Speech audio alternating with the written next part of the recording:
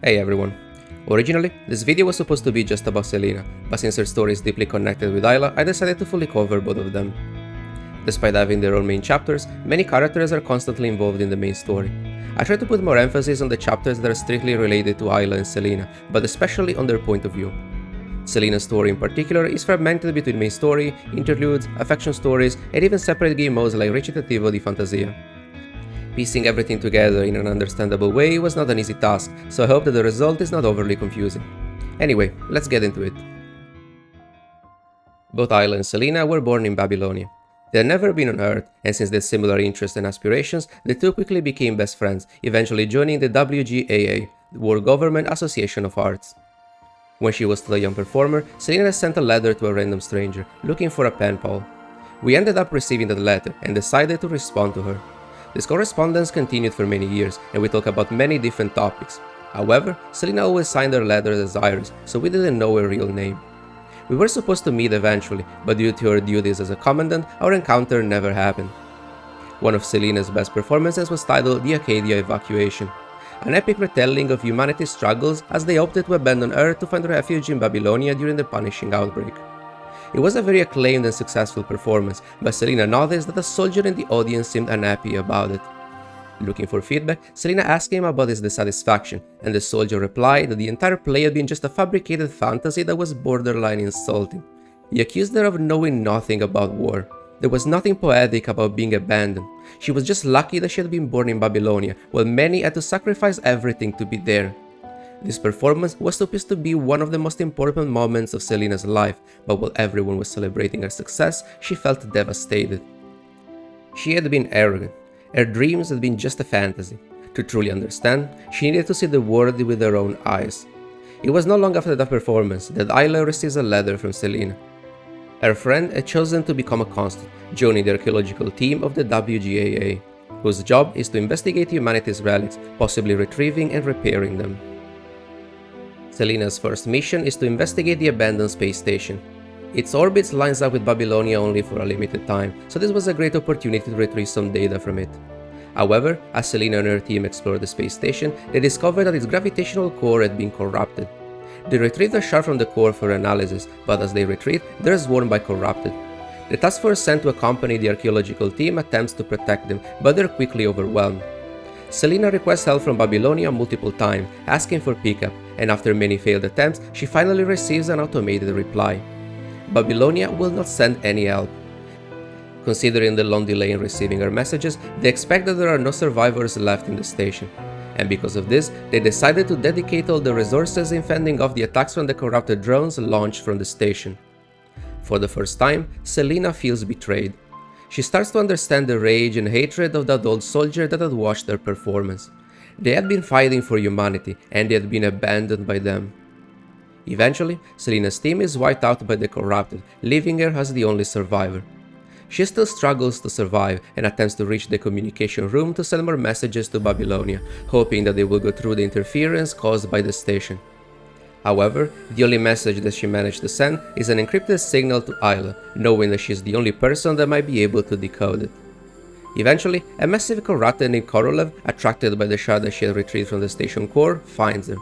Their mission had been to retrieve the important data for Babylonia, and so Selena tried to protect it, hiding the shard inside her own body. However, as Korolev attempts to retrieve it, Selena is torn to pieces by the massive corrupted. Selena's mind is in agony the entire time, but she still holds on, even after her body is turned into a motionless carcass. Ayla had never fully understood Selena's choice of becoming a consort, until, that very day, she sees the fight against the space station from Babylonia. She knew that her friend had been sent to that station, and after receiving Selena's encrypted message, she learned what happened. It's at this point that Ayla herself decides to become a consort. In the following years, the corrupted space station began to send corrupted probes down on Earth, infecting more areas on the surface. Its orbit was about to line up once again with Babylonia, and Grey Raven had been summoned to reinforce their space forces. However, this was also an opportunity to destroy the space station once and for all. Eliminating the space station will also facilitate all communications between Babylonia and the surface. Because of this, Watanabe wants to make a deal with Babylonia in order to safeguard the interests of the Forsaken. While Grey Raven are already exploring the space station, Ayla requests to join Watanabe and take part in the mission. Years ago, she had decoded the encrypted message sent by Selena, and now this was her only opportunity to go there and look for her lost friend. After accepting the deal with Babylonia, Watanabe, Ayla, and the Forsaken were the space station from another location, and eventually they meet with Grey Raven. As they keep exploring the space station, they discover that a high-density mass had formed in its core, accumulating a high concentration of punishing virus. This process, called heteromerization, had created a high-density mass called punishing heteromer. Heteromers could interact with one another and even be used to make more corrupted. Since the core of the station was heavily unstable, Karenina was charging a massive railgun from Babylonia in the attempt to destroy it. Gabriel, one of Luna's ascendants, was also on the space station. Since she had a shard of the corrupted hetero core within her, Gabriel retrieves Selena's corpse. In this state, Selena is barely recognizable, but despite her destroyed body and shattered mind, the virus was keeping her alive. Shocked, Ayla attempts to save what remained of her friend, but Gabriel leaves the station with an escape pod before they can stop him. As the corrupted core keeps gaining more mass, it becomes progressively more unstable, to the point that not even the massive railgun from Babylonia is able to destroy it. Grey Raven, Watanabe, and Ayla are forced to evacuate the station before its imminent collapse, and the corrupted heteromer will eventually crash into the Earth atmosphere. During the Battle of Cologne, Ayla will join the Babylonia Task Force teams in defending the city against the Ascendant attack. She will attempt to stop Gabriel together with Grey Raven, but since he was getting severely injured during the confrontation, Gabriel retreats in order to deliver the stolen washer to Luna. So once again, Ayla will be able to know what it did with Selena. When the corrupted hetero core from the space station had crashed down on Earth, Gabriel retrieved many shards, and since then he had been using them to perform experiments on the Red Tide, a red liquid with a high concentration of punishing virus. At the time, the Red Tide had been hidden underground, undetected by Babylonia. However, after Luna fails to make Babylonia crash from orbit using Washer, Grey Raven locates the Ascendant base in City 075 and discovers the Red Tide. Gabriel had used the Red Tide on one of the heteromer shards to create a massive hetero creature called Polyphage. However, after the creature had been destroyed by Grey Raven, Gabriel continues his experiments under the protection of Vonnegut, another agent of the Ascension Network. Gabriel believed that the Red Tide and the hetero creatures that he was able to produce represented the future of the Ascension Network, and in order to make them evolve at a faster rate, Gabriel decides to use Selena's infected carcass, shoving it into the Red Tide. From City 075, the Red Tide had continued to expand underground, contaminating more areas on the surface. Since then, Babylonia's primary objective was preventing it from reaching the ocean, since from there it would be able to quickly spread over the entire planet. To prevent this, they planned to bombard it with the Longinus arsenal. However, since the satellites that were normally used to acquire the specific coordinates from the bombardment had been infected and destroyed during the outbreak, an accurate targeting had to be manually performed from the surface. Grey Raven and other task force teams had received beta domain nodes that they were supposed to position in order to acquire full coverage of the Red Tide expansion. According to Wanshe, a member of Strikehawk that had been sent there beforehand to scout the area, the Red Tide seemed to have weakened after the events of City 075.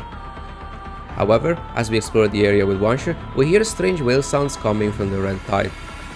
The sound reminds us of a conversation that we had with Ayla. Since she had never visited Earth, Selena had always been interested in whales, and she had made an unfinished song about them. A song about a whale seeking help, trying to find its kind, but ultimately remaining alone. Eventually, a humanoid monster resembling a skeleton rises from the Red Tide. It was the source of the song. Wanshe and the Commandant fight against the wailing monster. He cannot speak, but despite its aggressive behavior, it seems like it wants to be killed.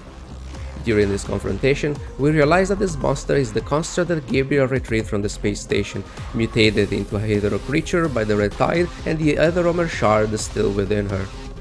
However, as we utter the name Selena, the creature stops. Her wails had been a constant struggle of what remained of the previous girl. She extends her hand, allowing us to place the bit domain node within her as if it was a gift. Being similar to the Polyphage, the monster had taken its place in expanding the Red Tide, and it was now allowing us to complete our mission. As we leave the area, we call from a precision strike from the Longinus arsenal, bombarding the creature from orbit. Sometime later, a mysterious woman approaches the remains of the monster. She is an agent known as the Merciful One, and she often offers second opportunities. The red tide starts to recede, and the other creature that Selena had been turned into starts to dissolve, leaving behind her body. A new, complete body reconstructed with the red tide. However, not even the Merciful One could restore Selena's shattered mind. She doesn't remember anything about her past, and so she starts her long journey, wandering on Earth in search of her lost memories. Upon returning to Babylonia, the Commandant informs Ayla about Selena. After learning this, Ayla had asked to be sent on the surface to look for Selena, but considering the new threat that the other creatures posed, her request had been denied. However, Babylonian sonar had detected a recording with sound waves that resembled the siren's song, the monster that the Red Tide had constructed using Selena's body. After repairing the audio file, Ayla realized that it was an actual song, the continuation of Selena's unfinished Aria. The blue whale that was lost at sea, looking for its kind from ocean to ocean, until it found itself in a wider universe devoid of life, where it's eventually torn apart. Locating and tracing the source of the signal was impossible. They could only designate a general area, but at the time they received the signal, the singer will be long gone. However, this meant that Selena might still be alive on Earth. When she was still a performer, Selena developed some sort of holographic AI theater play named Hamlet, a device that could recreate her first fantasy story through a hyper-realistic simulation. In order to acquire more clues about Selena's possible whereabouts, Ayla asks the Commandant to use the device, since connecting to it would be quite similar to connecting our mind beacon to a construct. As we connect to Hamlet, we discover that during the years in which she had been abandoned in the space station, Selena had experienced many fleeting dreams, illusions conjured by her shattered mind as she kept holding on to life. We experience everything that she had to endure, almost overwhelming ourselves in grief and despair. Finally learning that Selena had been the Iris that we had corresponded with long ago. Ayla suspected that through Hamlet, Selena had established a remote connection with us during our experience, confirming that Selena was still alive. Ayla uses her simulations to locate more whale songs, keeping track of all the matching signals coming from the surface. She wanted to upload this information inside the Capriccio frame that she had designed for Selena in the form of stories.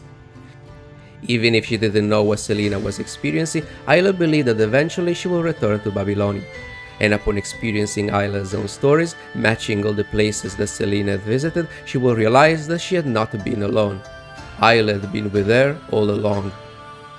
Ishmael, a construct from the control core, had also been on the surface during the Operation Red Tide. She had returned to Babylonia with an iris, but that was not unusual, since she liked collecting rocks and flowers whenever she visited the surface. Also, since checking certain devices was part of the technological department of the control core, she had personally inspected the Hamlet device of the WGAA, aiding us in our simulations.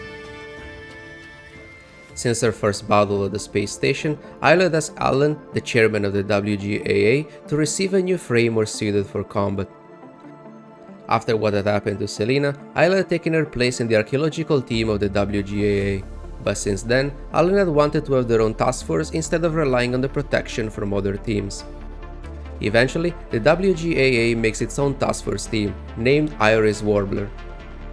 Sike, a newly graduated student of the FOS Military Academy, is selected as its commandant, while Ayla, now credited with a new Collider frame, will be the captain. Two other constructs outside of the WGAA are also assigned to the team. Troyan, a veteran construct that has been on duty since the post-pandemic era, and Lena, an ex-member of the Team Caribou that have been working on her own to hunt Babylonia's defectors. After Lee had reversed the effect of the Adro Tower, a clean zone without punishing virus had been created in its surroundings. Many locations previously considered death zones due to the high concentration of punishing virus suddenly became available, and Babylonia discovers an abandoned city inside the clean zone. Since many task force teams had already been deployed to explore other areas of the clean zone, Babylonia sends Iris Warbler to investigate the city. During all this time, Ayla was still keeping track of the whale song signals detected from the surface, and upon learning the coordinates of the city, she realized that they had matched the location of one of these signals, which meant that Selena might have been there. Sike, Troyan, and Ayla depart from Babylonia together, and then later joins Lena that had been waiting for them on the surface. Lena had already started to scout the city on her own, learning that it was being maintained by some abnormal mechanoids. The mechanoids had been inhabiting the city since the area had been considered a dead zone. However, they show no signs of infection and they don't appear to be hostile. Their main purpose seems to be spreading their art all over the city in the form of paintings, imitating what they believe is their sage. Also, they are not surprised about the presence of humans. Apparently, their arrival had been announced to them months ago by their leader, a mechanoid named Cervantes. According to the mechanoid, Cervantes spends most of his time inside his museum, and Aria's Warbler goes there to investigate the area, looking for Cervantes. Upon entering the museum, they discover that Cervantes had recreated some important events in the form of advanced simulations. After Aria's Warbler is forced to interact with them, they retrieve data chips left behind by Cervantes, chips that contain memories of his past. Back in the Golden Age, Cervantes had been a mechanoid that assisted Michele Vasari, a member of the WGAA and the architect that had designed the city of Constellia. They discovered that Constellia had been founded by many powerful economies, like Oolong and Akdilek. Each one wanted to extend its influence over the city, and one of these parties was also secretly backed by Kurono, which wanted to take advantage of Constellia to secretly found Project Winter. All this went against Michele's vision of Constellia, which was supposed to be a lighthouse leading humanity towards a new era, without the inequalities and corruption that were still tainting the supposed Golden Age. However, without their support, the city will never exist. After the punishing outbreak, the city had been abandoned in an incomplete state. Before passing away, Michele had left his dream to Cervantes, but after being rendered unconscious by a group of humans that he had been trying to protect, Cervantes is eventually rescued by Arcana. Together with a few other mechanoids, Arcana had started to build the Church of Machina, a safe place for awakened mechanoids while they waited for the return of Sage. Cervantes spends many years with the Church of Machina, but eventually he decides to continue his former master's dream. According to his simulations, it seems an impossible dream, but all this time, Cervantes had been looking for an answer. And that was the reason why he lured humans into Constellia. Being also a member of the WGAA like his master, Cervantes seeks Ayla's advice, but when they eventually meet, she doesn't have a final answer.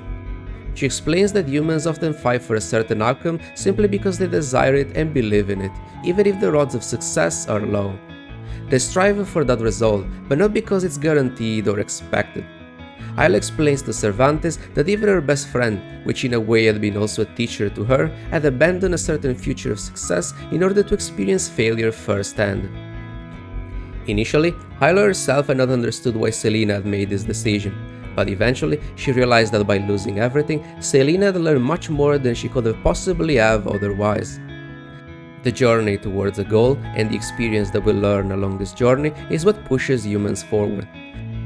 It doesn't matter if an outcome is deemed unreachable, and even if the path is paved by failure, it's still a step towards what we want and believe in. Cervantes struggles to understand this concept, or rather, to accept it. He realizes that his master had sent him on a journey to experience things for himself, but since he is a mechanoid, every action is performed based on the probability of its success, and the idea of pursuing failure seems utterly pointless. During their mission, Lena started to hear a strange interference within her mind, like a jumble of voices that are causing her intense pain. She is the only one affected by this, but it might be related to the strong interference that prevents a direct communication from Babylonia since they entered Constellia. Eventually, Aria's Warbler receives a communication from Egret and Grey Raven. They have been sent to Constellia to help with the mission, but they are not the only new arrivals. Chrono constructs have also entered Constellia. They're looking for a test subject that had been stolen from one of their laboratories, and now Aria's Warbler priority is to retrieve it before Chrono. They locate this test subject in another area of the museum. It looks like a knight armor, but it's also the source of the strong interference that had been affecting Lena. The voices in her mind become progressively stronger, drawing her toward the test subject. Chrono constructs arrive at their location, surrounding Aria's Warbler and asking them to drop their weapons. However, Lena shatters the glass casing, bringing the knight armor, and after connecting with it, she kills the Chrono constructs. She talks as if she has suddenly become someone else, as if multiple personalities have been merged within her mind. She seems to despise even Babylonia, and knowing that even the purifying force had been deployed to stop her, Lena escapes with the test subject. Ayla attempts to follow her, trying to understand what's going on, but Cervantes stops her.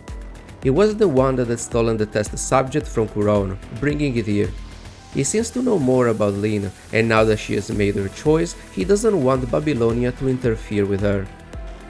Also, according to their previous conversation, Ayla said that she will strive for what she believed, even if that will end up in failure, and so Cervantes wants to see if she's determined to pursue what she preached, or if those were simply empty words. However, before the two can clash with each other, another person interferes, siding with Ayla. Her face is hidden by a heavy cloak, and she had been observing Aria's Warbler since they had first arrived in Constellia. Cervantes seems to know her as well.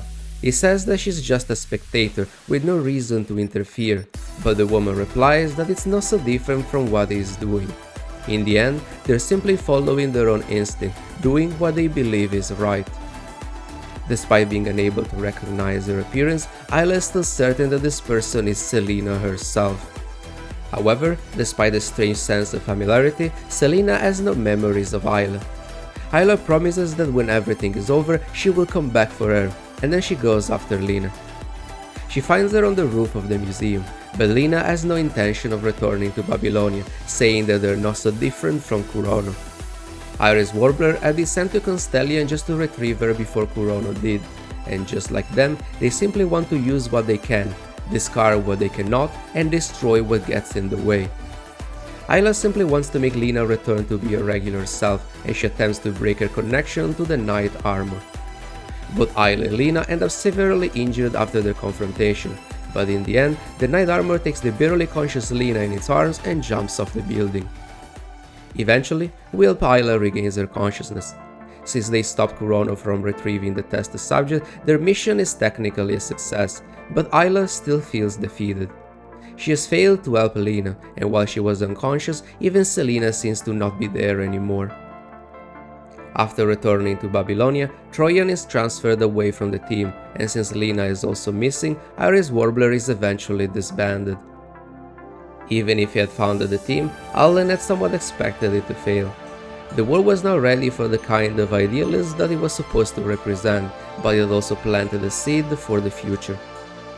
Cervantes had left Constellia to Babylonia, but especially to the WGAA, curious to see how humans will continue to develop his master's dream.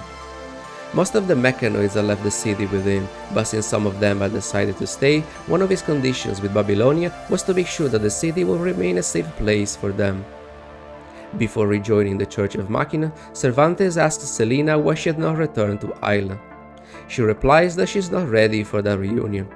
There are still too many things that she needs to rediscover about herself first, and that her journey is not over yet. When the Merciful One had reconstructed her frame with the red tide, Selena's mind had been beyond repair. The prolonged exposure to the heterocore shards had caused her permanent damage, and she couldn't remember almost anything about herself.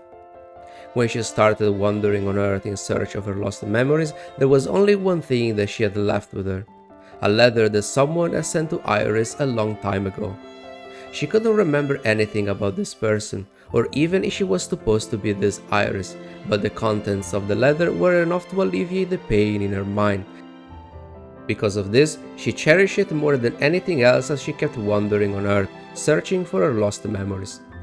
Since her frame had been reconstructed with the red tide, Selena was still somewhat connected to it, and she could hear the voices trapped within, recreating events related to the people that had been absorbed by the red tide. Because of this connection with the red tide, its mutation caused by the disarray with the timelines had prevented her from reacquiring her memories. However, when we reverted the main timeline with Ishmael's assistance, Selena perceived that all the redundant branches of her timeline were being removed. We became her anchor point, and she started to remember everything about herself, reacquiring all her lost memories. Selena had just rescued the Babylonia construct, preventing them from falling into the red tide, and upon reaching a nearby conservation area, she contacts Babylonia. In contrast with Selena, we don't remember anything about the Hetero Tower and everything that had occurred following its descent. However, despite our healthy conditions, we often experience moments of dizziness and inexplicable distress. Because of these symptoms, we are currently performing only simple missions, until Alan of the WGAA sends us a message. A construct with an unregistered ID has just contacted Babylonia. Her ID is from the WGAA, and it belongs to the construct that went missing in the space station years ago. It was Selena's ID. Since we are nearby, we approach her location to make sure it's not an Ascendant pretending to be her, but we quickly confirm her identity. It's the real Selena, and also Iris, the young performer that we corresponded with long ago.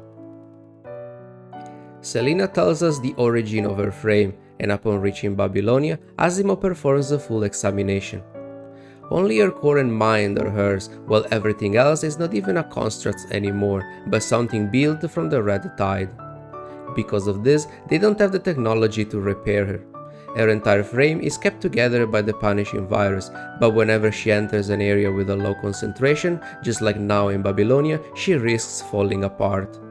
They can attempt to transfer her mind into her Capriccio frame, but the procedure could be dangerous. Selena doesn't want to risk becoming a corrupted or being a burden to anyone, and so she accepts despite the risks.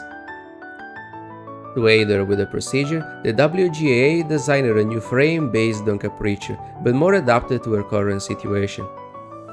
After switching safely to her new frame, Selena is questioned about the agent that had modified her with the Red Tide, but after detecting no mind tampering, the control court eventually drops the matter. After acclimatizing with the new frame that she had renamed Pianissimo, Selena is allowed to join the task force and perform missions on the surface. However, it's during one of these missions that Selena perceives that something is off. Our next mission was to escort the archaeological team on a surface mission, and after meeting with Selena, investigate the unidentified ascendant nearby the conservation area. However, upon performing this mission with Selena, we are ambushed by a strange mechanical armor. After dealing with it, we send a report to Babylonia so that they can investigate it, but the very next day we receive the exact same mission. Investigate the unidentified ascendant nearby the conservation area. Once again, we are attacked by this mechanical armor, and this cycle repeats for multiple days. It's as if we are stuck in a time loop, but the days are going forward, and the wounds that we receive during all these encounters are getting progressively worse. It seems that this mechanical armor is targeting us specifically, and Selena is the only one that remembers these encounters. Perceiving some sort of time distortion every time this mechanical armor appears, Selena eventually learns that they're duplicates created by Enora Leia, a construct that is interfering with her current timeline from the past. Since she has switched to her new frame, Selena recognizes Ishmael as the merciful one that has saved her from the Red Tide. And upon returning to Babylonia, she reports everything to her, asking for a way to stop Enora. Upon hearing this, Ishmael realizes that Selena herself had acquired the power to interfere with time. It was a consequence of Ishmael's previous interference with the timeline. To make sure that her changes will not be detected by them, Ishmael knew that she will have to pay a price. However, she hadn't expected that part of the power that she has gathered would end up being absorbed by Selena, a consequence of having reshaped her core after reviving her from the Red Tide. Ishmael explains that Enora is the result of one of the cut branches after we trimmed the timeline with the Hedero Tower. So, from her perspective, she's not even attempting to change the future, but simply bringing it to where it should have been. However, most of these branches had only been cut at a certain point in time, with the only goal of preventing the Hedero Tower descent, but they still existed in the past. One of these branches had developed a technology that surpassed even the current Babylonia, allowing them to interfere with our timeline from the past. Because of this, stopping Enora in the present will be pointless. If Selena wanted to stop her, she needed to locate the coordinates of where Enora would appear, travel back in time herself, and stop whatever Enora intended to do. However, that will also remove her from the regular timeline, and no one will be able to remember her. Ideally, if Selena located Enora's main body, she will be able to deal with it directly. Otherwise, now that she had acquired this power, Ishmael suggests her to use time slicing to trap Enora in a time loop. Following Ishmael's advice, Selena ends up luring Enora at the Abbess Research Institute. Their confrontation destroys the Institute, altering a critical node of the timeline, but Selena hopes that it will be the last. Selena activates the core of her new frame, creating a line spacing that separates both herself and Enora from the main timeline. From now on, any damage caused by Enora will not immediately affect the main timeline. However, to make sure that Enora remains trapped in these segments of time, Selena has to make sure that all major events within this period remain in a stable loop. Otherwise, Enora will be able to reconnect herself to the main timeline. Since Selena herself was a potential connection to the main timeline, she had asked Ishmael to destroy her Capriccia frame, removing any trace of her existence to prevent Enora from latching back into it. One day, we retrieved many blank letters from the WGAA. Confused, we ask Ayla about them, but she doesn't know who sent them, since it could be anyone from the WGAA. However, she takes advantage of this opportunity to show us her incomplete paintings. It's the drawing of a young woman, but she still can't figure out her face. As we look at the painting, we start to experience our usual symptoms of dizziness, as if we are supposed to know this person. However, this time, even Ayla had felt the same. We bring the photo of the painting to the start of life in order to be examined, just to figure out if other people are affected by it in the same way. Once there, we learn from Asimov that many researchers of the Science Councils had been arrested by the Control Court. They were working on a project codenamed Abyss, but apparently there were many discrepancies within the reports. Their research had been already implemented in several frames, even if the latest batch of experimental results had only been produced the previous month. After being questioned, the researchers could not explain this massive gap in the reports, and so it looked like they had been lying and falsifying the reports. The situation was still relatively new, so Asimov was still looking into it himself. However, since the doctor couldn't find anything wrong with us and Ayla, Asimov decides to help us himself, saying that the Science Council is still responsible for a commandant's well-being. With Teddy's help, we digitize Ayla's painting so that she can show it to a wider pool of people in order to see if someone else will also be affected by it. When the results arrive, Teddy noticed that some people from the WGAA had been somewhat affected by the painting. People that had attended a restaged opera named Acadia Evacuation. However, there is something else that had matched Ayla's painting. Some data related to a backup frame named Capriccia. It had no registration info, and its current location was a Babylonian warehouse in Conservation Area 221. The frame was pending destruction, and the process had been registered by Ishmael from the Control Court. Upon arriving at the warehouse, Ayla and the Commandant find the Capriccia frame, but before they can approach it, they're attacked by a strange machine. Damaged by a confrontation with Ayla, the machine traps her with an EMP and attempts to escape. We follow it, trying to stop it, but we find ourselves within a strange fog. When the fog dissipates, we find ourselves before a young woman. We point our gun at her, asking if she was working with that machine, now a pile of debris at her feet. The woman is initially shocked by our reaction, but she recovers quickly and gives us a sad smile, saying that her name is Iris. She explains that we traveled back in time, and as we look around, we can easily confirm that. The strange armor that we encountered is a duplicate of Enora, a construct that is attempting to rewrite history by assassinating key figures or destroying important objects in the past. As we examine the lifeless armor, we retrieve a small device from it. Iris explains that it's used to power Enora duplicates, and it's what allows them to travel through time. However, in order to open a temporal passage, she needs to pair two devices together and anchor the coordinates. Aria says that Enora must have targeted something in our timeline, but we accidentally interrupted her, getting dragged into it as she returned to the past. Aria's objective is to stop Enora, and she has been preventing her from interfering with the past by trapping her in a series of time loops. Aria's ultimate goal was to trap Enora in a time prison, completely separated by a regular timeline so that their actions will have no effect. She says that their job is almost complete, and after destroying Enora's main body, she can get a new device and use Enora's duplicate to send us back to our time. Still a bit suspicious, we don't reveal her real name, but we still decide to help her out. Enora's current objective in this era is to prevent the signing of the New Earth Codex, a critical node of the timeline that will affect the geopolitical situation for the years to come. Jonathan is one of the main actors that will influence the signing of this agreement, and with the help of Dandelion, a woman that also belonged to this era, Iris rescued Jonathan from Enora's assassination attempt. Iris was also constantly sending letters to herself with information about Enora, allowing her to track and intercept Enora before she could do any real damage to the timeline, while also keeping track of the main event so that she could identify the best possible moment to slice the time, further separating this branch from the main timeline. Eventually, Enora discovers a loophole in Iris' plan and starts to fight back, interfering with the major nodes to prevent her from slicing the time and trap Enora in a stable loop. Enora reaching out to the main timeline was one of these attempts, since Iris' time prison was still incomplete. Now that we also joined them, our objective is to keep Jonathan safe and escort him to the designated location, until the signing of the New Earth Codex become an inevitable event of the timeline. Since bringing Jonathan to his destination using a plane will be too dangerous, we decide to hide our tracks and take a longer route via land. When we are about to reach our destination, we are attacked by one of Enora's duplicates, but after defeating it, we establish a timeline where the signing of the Codex becomes inevitable, rendering Enora's further interferences with this event essentially irrelevant.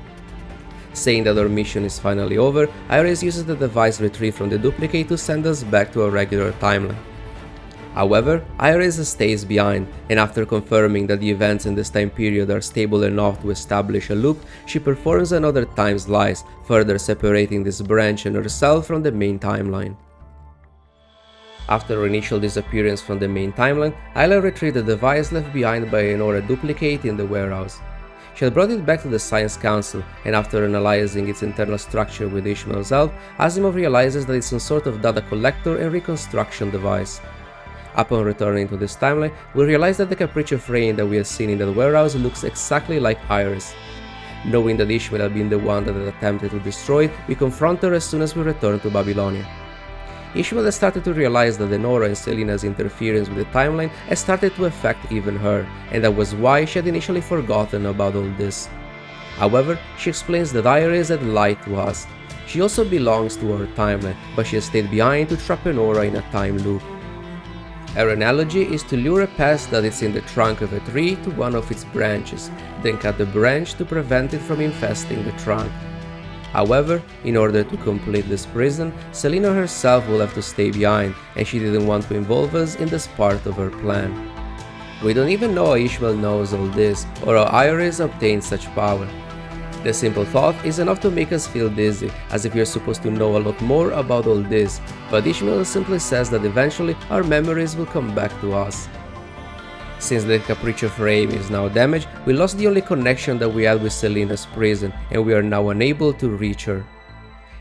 In the meantime, Asimov was still working on the device retrieved from Enora's duplicate, which he names White Noise. He had discovered that it functions using echo signals to pinpoint and travel to a certain location. But after hearing our story, he confirms that this location can also be at a different point in time. However, this is just a piece of the device, and it needs a counterpart in order to be used. Teddy had identified the sound when the warehouse had been attacked by Enora's duplicate, and a similar sound had also been registered at the Abbess Research Institute a few years ago. The same institute that had inexplicably lost all the data about their research, as if something had happened in the past that had caused traces of the present to be erased. Remembering the blank letters that we have received from the WGAA, we start to suspect that they had been sent from Selena, but their text had disappeared after she had removed herself from our timeline. With Ted's help, we use a special program and the footage of when we received those letters to detect Selena's echo signals. Then, we inputted those noises into the Hamlet device, attempting to connect ourselves to Selena's invert device. During these simulations, we learn about Enora's repeated attacks when we were investigating the unidentified ascendant with Selena, discovering that all along we were her original target. However, we were able to pinpoint all the locations where we defeat Enora's duplicates with Selena, and we send the military to retrieve all the White Noise's devices that they had left behind. After connecting all of that on the Hamlet, we managed to establish a connection to Selena inside her time prison. We found ourselves inside a massive theater, the final stage of Selena's time prison. Here, Selena is confronting Enora's real body, holding her back as she is about to seal the two of them in this eternal prison. However, as we reach out to Selena, we manage to pull her back with us before the prison is fully sealed. Enora herself attempts to escape, but as she hits the gradually closing barrier, memories begin to flood her mind, paralyzing her on the spot. After coming back from the time prison, the main timeline slowly recovers its memories of Selena, and the white noise device was sealed away by the Science Council, considered a high-level hazardous item. After these events, Ishmael visits Enora in her time prison. She doesn't plan to interfere, knowing that eventually Enora might be able to free herself, but she is curious about something. She wanted to know what Enora saw after entering contact with us. Enora doesn't reply, but she knows what Ishmael meant. She has seen worlds being destroyed by them, an unknown, unfathomable threat. She had seen a massive tree bent under the weight of its innumerable branches until someone starts to prune the unnecessary ones, allowing it to grow once more. She had seen a massive river splitting into many smaller branches that make its water murky, until someone passes by and the tributaries dry up and flow back into the main stream. Its water is clear and with no signs of exhaustion. In Enora's timeline, Babylonia had been struck and largely destroyed, forcing the survivors to evacuate back on the surface. Most people had died from the Red Tide, but some of the survivors had developed the echo technology known as white noise in the attempt to modify the future. Each attempt had failed until they heard echoes coming from within the Hetero Tower. They discovered that the Hetero Tower had disappeared from their past, a consequence of our interference. Believing that the disappearance had been the cause of their issues, they used the technology to revert this change, and we became Enora's priority target. In her timeline, our presence was merely a fleeting name that had followed the fall of Babylonia, becoming almost irrelevant. However, we became the anchor point of our own timeline, and after seeing the result of her interference, Enora asks Ishmael if everything that she had tried to do had been wrong. Ishmael believes that there is no right or wrong. Everyone should have the freedom to choose their own path, but she believes that humanity deserves to be in a better world. This final part was the first chapter that shows some of the after effects of her changes to the timeline. Since we share the same past, we learned that even the cut branches can still interact with our timeline, opening up many potential issues. Enora herself will most likely make a new appearance in the future, but after what she discovered, she might decide to help us instead. Also, if you have questions or you need some clarifications, let me know in the comments and I'll try to respond to the best of my ability. As usual, thank you for watching and I'll see you in the next video.